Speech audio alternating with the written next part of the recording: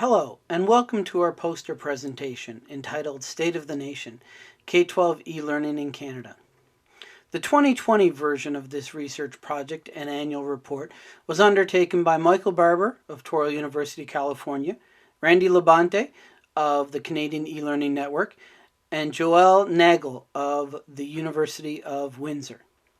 The purpose of this comprehensive annual study is to examine the current state of all forms of K-12 e-learning in Canada, including distance, online, and blended learning. More specifically, it is designed to address two research questions. One, how is K-12 distance, online, and blended learning governed in each province, territory, and federally?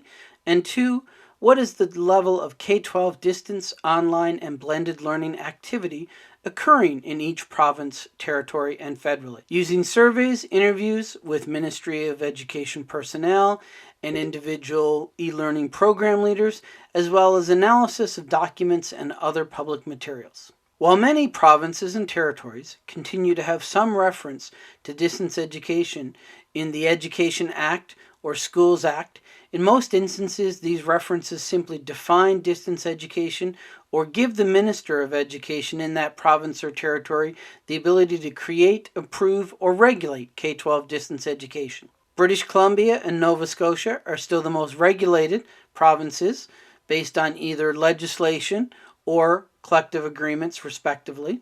Interestingly, during the 2019-2020 school year, Ontario became the first Canadian jurisdiction to require online learning in order to graduate from high school. They require 2 courses for students that are graduating beginning in the year 2023-24. Based on actual and estimated enrollment data, the number of students engaged in K-12 distance and online learning was 310,582, or approximately 6% of the overall K-12 student population.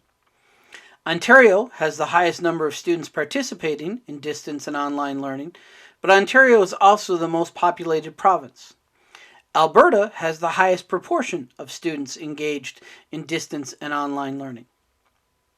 The overall number of K-12 students involved in distance and online learning has remained relatively steady over the past decade, within approximately 1% of the overall population, hovering in the range between 5 and 6%. We continue to believe this stability represents the variability in the accuracy of data collection.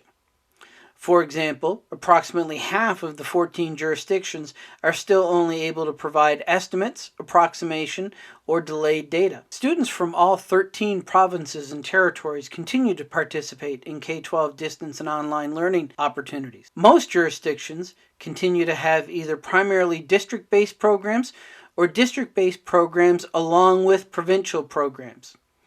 The exception to this trend is in Atlantic Canada and Northern Canada.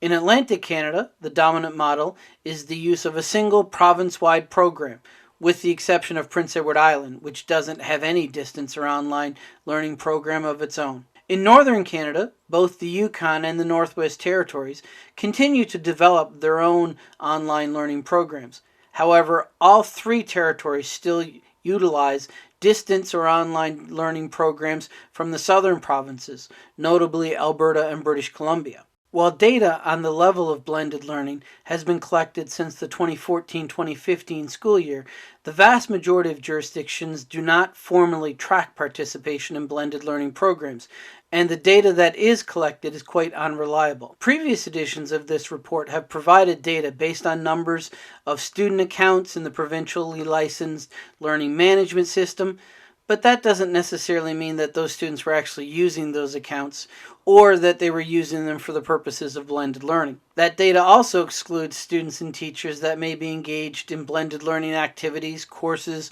or programs that didn't use the provincially licensed learning management system. Additionally, blended learning activity has been estimated from data collected in the individual program surveys, but this instrument is only circulated directly to e-learning programs or programs that were known to have engaged in distance and online learning. Due to the problematic nature of the K-12 blended learning activity data, as authors, we decided to exclude any presentation of the overall activity for the 2019-2020 school year. No accounting of the 2019-2020 school year would be complete without some comment on the global pandemic that was declared by the World Health Organization on 11 March 2020. Within days, jurisdictions all around the world began to close schools, and Canada was no different.